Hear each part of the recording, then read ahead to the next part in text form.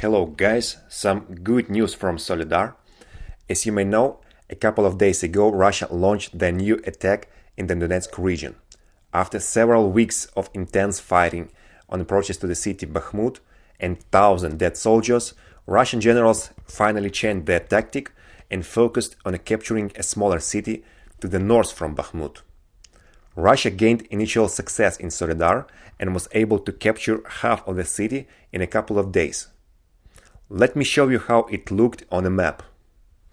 So, the offensive began with a flank attack and Russian breakthrough 1-2 miles deep into the Ukrainian positions. On the very next day, Russian forces had already directly approached the residential area of the city.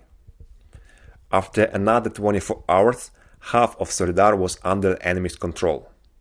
Nevertheless, today we received news from the defenders who sent us some photos and videos confirming that Ukraine was able to stop the Russian offensive in some parts of the city.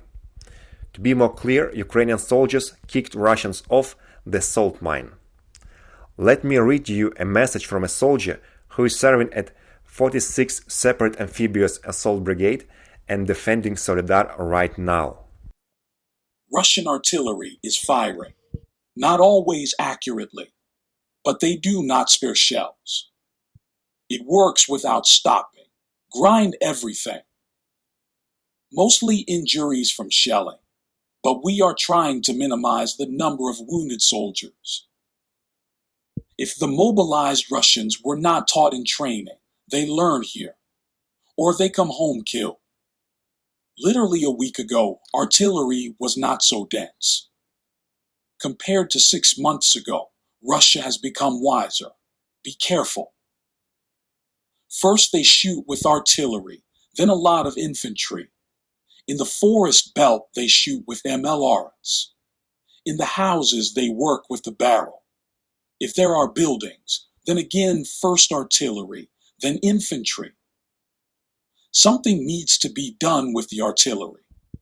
And here are also some videos from Ukrainian defenders.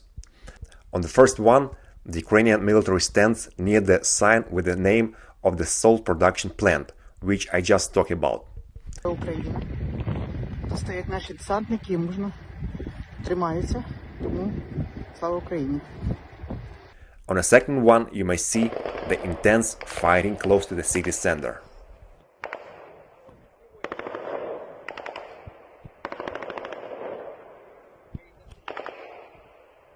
And by the way, let me show you how Soledar salt caves look like. A very beautiful place, and after the Ukrainian victory I'll be happy to show you these places live. Therefore, keep your fingers crossed and believe in Ukrainian army. But back to fighting. Together with Soledar, heavy battles are also taking place near Bakhmut itself. Russia still loses their men there, mostly from Wagner group. This is a photo of a field near the city. You may just see some shelling craters, but in fact there are more than 60 dead mercenaries in this photo. And that's a video which shows how those mercenaries turn into corpses. Let me pause for a second. And that's actually bodies. Insane. And regarding to supply of artillery, which is highly requested by Ukrainian soldiers. Recently, the United States announced the largest package of military aid to Ukraine since the beginning of the war. $3 billion. It will include 50 infantry fighting vehicles, 100 armored personnel carriers, 55 ambush-protected vehicles, and many artillery rounds. And that's a column of Turkish armored vehicles which were on railway platforms in Europe a day ago, but now are on the way to one of the units of the armored forces of Ukraine. Soon they will be at the front. So, the spring will be hot and victory will be ours. Peace to you all.